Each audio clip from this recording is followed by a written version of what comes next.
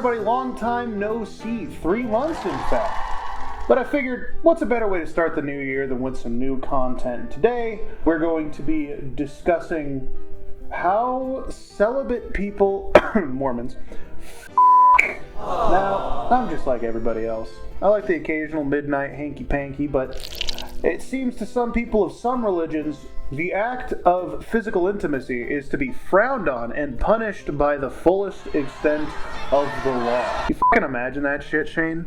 You go to go fuck your girlfriend and the SWAT team breaks in? FBI, open up!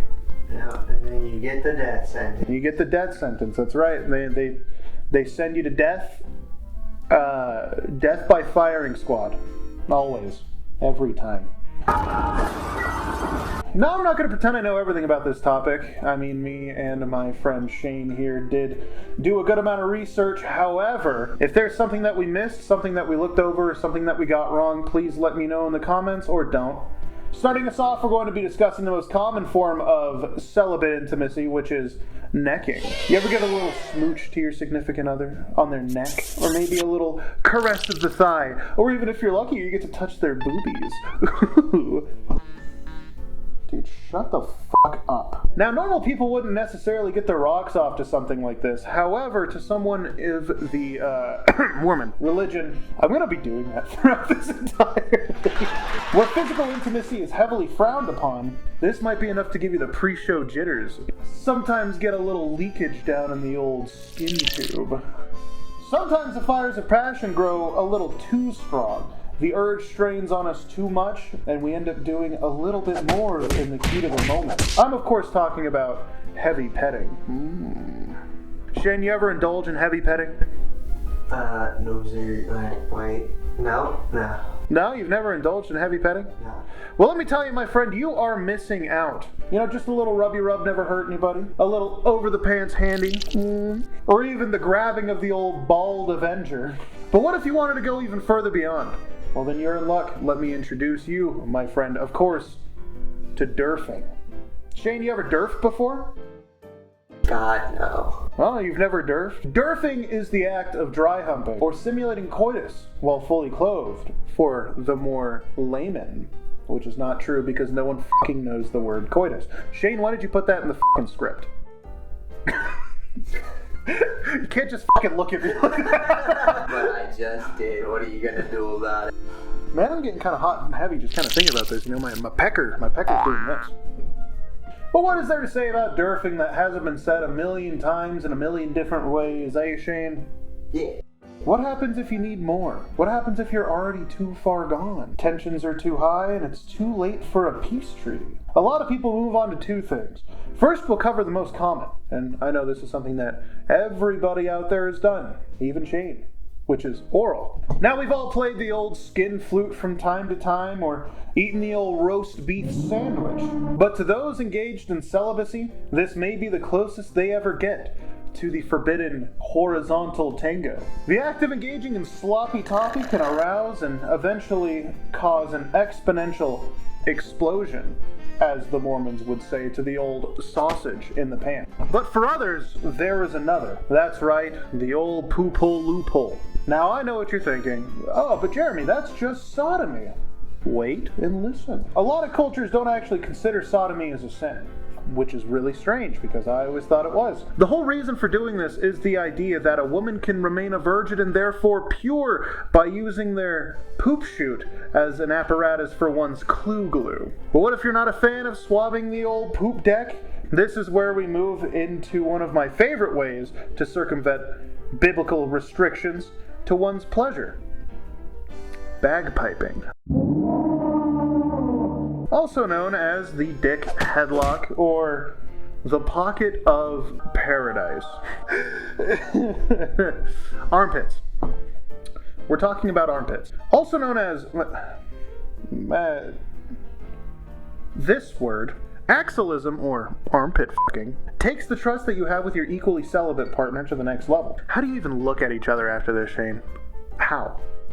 Would you be able to look at your wife if you decided one day, man, that armpit looks so nice? I mean, your first mistake was assuming that I would think that Shane, I don't know what you think, okay? Look, man, you couldn't pay me any amount of money to fucking armpit. You wouldn't fucking armpit for $10,000? No. $20,000? No. $100,000? I'd rather be broke for the rest of my life. You pay me $15 and a peanut butter and jelly sandwich. You know, just give it like a little, you know what I mean? Close your eyes. It's warm. It's wet. It's sticky. I hope it's not sticky. Probably pretty sticky. Why? I don't know. I don't know what armpits do. I'd like to know them. You've never been a little bit curious about the pocket of paradise, Shane? No. I didn't even know that was a thing until we looked at this. Ah. What the fuck is wrong with you people? I'm talking to Mormons. Comment down below. Let me know what your problems are with life and also with having sex normally. Because what I want to talk about next is temple garments. What the fuck is that? Explain to me, please. Why do you not get to see each other naked ever? And also, why is sex, even when you're married, considered a sin if you see the other person naked? Please just tell me. This is a rant. This isn't even part of the video. This wasn't part of the script. I just want to know, what the fuck is your problem? Okay? You get 6 wives, you don't get to see any of them naked? What are you, fucking stupid? Are you fucking dumb? Now getting back into bagpiping. One partner's armpit is used as an orifice for penetration, if you can even fucking call it that. Although keeping the theme of remaining pure, there is no entry to the body. Fucking obviously, you're not going to be fucking a hair follicle. To some, this is a fetish. But for others, well, it's just doing business. Bagpiping, which is the most common name for this practice that we've found, got its name from the similarity of the act of holding bagpipes being incredibly close to the way you have to position your arm in order to perform this ungodly task. That's right, it is ungodly. You are performing a sin. You hear that, Mormons? Please stop. Please. It may come as a shock, but there are actual fetishists of this that become aroused by smelling or even licking armpits. Shane, what the fuck am I reading? I gave up on trying to figure that out a while ago. Shane, I want you to explain to me. This might also mean you love the smell of sweaty or unwashed pits? Dude, what the fuck? Hey, let me get a little fucking...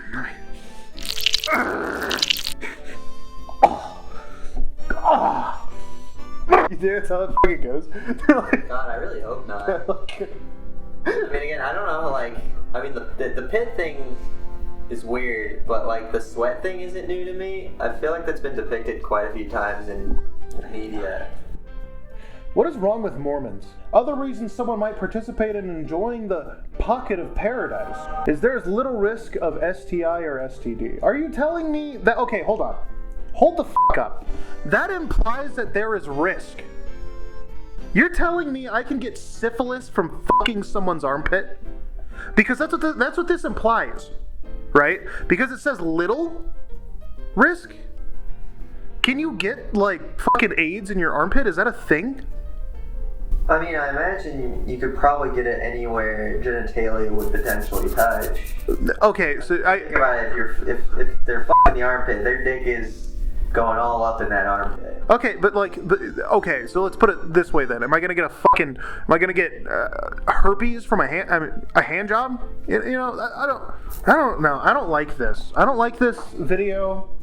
I don't like Mormons. I don't like celibacy.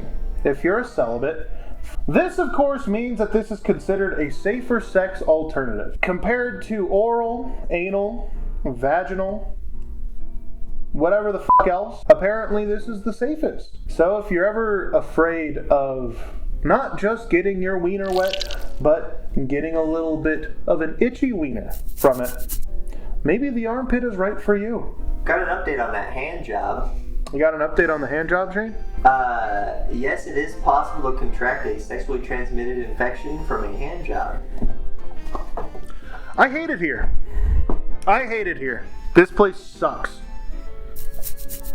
Imagine and you're engaged in necking and heavy petting, and the next time you go take a piss, it burns. You're like, oh! Oh, that harlot! She must be heavy petting other guys. She's over there fucking... So this being safer than every other type of sexual activity, apparently, means that not only is this a good way to circumvent all of the biblical restrictions that you've been forced upon throughout your whole life by the cult that you're in, Mormons, it can also be noted that it can be considered as, to some, erotic. It's also worth noting that an armpit, when closed of course, resembles the slit of a vulva. Or a butt crack. Shane, can we move on? I'm done talking about armpits. Yeah, I definitely think that's probably the worst out of the terms we've discovered. Not the dumbest, definitely the grossest. It's the grossest, by far. Not the dumbest. We'll get there soon. A more known, modernized, and also televised way to maintain celibacy, while still getting your rocks off, of course, is to cut a hole in the sheets. You heard it here first. That's right. Cutting a hole in the sheets is a great way to maintain your celibacy. People are actually just throw a fucking sheet over it and call it good, right? Like, that's not a thing. The act of cutting a hole in a sheet was believed to keep you celibate as it masks the face of both the people participating in the heinous act of premarital fornication. Does that also mean that glory holes are, like, safe? Shane? So say you cut a hole, you can't see their face, right? So you cut a hole in a fucking bathroom stall in a dive bar in Memphis, Tennessee. Texas, wherever the fuck Memphis is, I don't give a shit. Does that mean that that'll keep you celibate? I mean, technically by that rule, yes, but also I think that if we're using your scenario, I think they have more concerns than that. People are desperate. It's definitely something to think about, Shane. I'm just saying. You a little glory hole that never stopped God from peeking through. Or I guess it did, technically, in this scenario. Shut the fuck up, okay? Shut the fuck. This was believed to have been conducted by Orthodox Jews to nullify the sin thrust upon them by thrusting upon their partners. Okay, so Shane, this wasn't Mormons this time. It wasn't. This was Orthodox Jews. Are you good? I'm learning. Oh. I'm evolving. So apparently all of this stuff we're talking about can be considered under one thing called soft swinging. What? The idea that Orthodox Jews have sex through a hole in the sheet is a widespread myth that is completely false. There you go. That one's fake. Alright? The Talmud, a Jewish Bible, mandates that sex must be performed in the nude. Why wasn't that the case for the fucking rest of them? Bagpiping, for instance. I fucking hate this. Oh god, okay, forgive me if I butcher this. The myth may have been The myth may have originated from the talit katan, a wide rectangular shawl worn by ultra-Orthodox Jews with 4 knotted strings hanging from each corner. Non-Jews in Eastern European villages may have seen the talit katan hanging on clotheslines and imagined that Jews had sex through the hole in the sheet. The myth was debunked in a scene from the show Curb Your Enthusiasm. Fuck off, dude. Really? Curb Your Enthusiasm fucking proved this shit wrong? Like, could you imagine Larry King with a fucking sheet on his head? Just fucking going to town. Fuck off. No. The documentary City of Joel also features a clip where a Hasidic woman acknowledges the rumor and addresses it as false. Now, we've covered everything from the mundane to the incredulously unforgivable acts. But there's one I've left out until now. One that I hold near and dear to my heart because it was the spark that lit this entire idea for this video. And this entire format of the videos like this. When I heard about it, it absolutely blew my mind. And it had me going down a rabbit hole I wish I had not gone down, because then I would not know what bagpiping is. But I know what this is. It's a practice that had me giggling like a little schoolgirl who just got asked to homecoming. I'm of course talking about the one, the only, provo pushing, or jump humping, most commonly referred to as Mormon Soaking. Soaking is a Mormon practice where the penis is to be inserted, but no movement is to be had. At least not by the parties involved. No, they bring in a third person to come in and jump on the bed. Hence the name jump humping. Again, a couple will begin the act of sex. The penis will be inserted, but no movement, again, will be had. A third party will come in and jump on the bed to simulate the movement of sex. However, because the parties themselves are not the ones partaking in the act, they remain celibate, virgins, and pure. Imagine being the friend. Shane, could you imagine that? Your buddy approaches you, he's like, hey man, I got a question for you. I want to get a little bit closer with Lisa. But, we don't want to go past the line.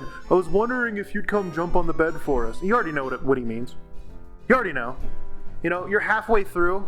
He's like, you have weird fucking Mormon grunting noises coming from below you because obviously it's uncomfortable. And you're like, guys, my fucking legs are tired. When is it my turn? When do I get to provo push? But that time will never come. Just like they probably won't. Who am I kidding? They're all fucking touch-starved. Also, just a quick fucking side note, dude. I know I already said it before. I already mentioned it in this video. Fuck temple guard. Fuck your temple guard. Just get naked and have some fucking sex. Just be a person. Procreate the way that God has intended. If he didn't want us to see our bodies, he wouldn't have made them so beautiful. Except for mine, of course. I'm a fat piece of shit. But that's okay. I almost said because my mom loves me. I have to tell you about this one, the name of this. Okay. So I found a Mormon podcast. Okay. And episode 1929. Okay. I don't believe there's actually that many because there's only 3 pages, so I really don't know what that means. Maybe it's from something else. Finding joy after my Mormon dream collapsed.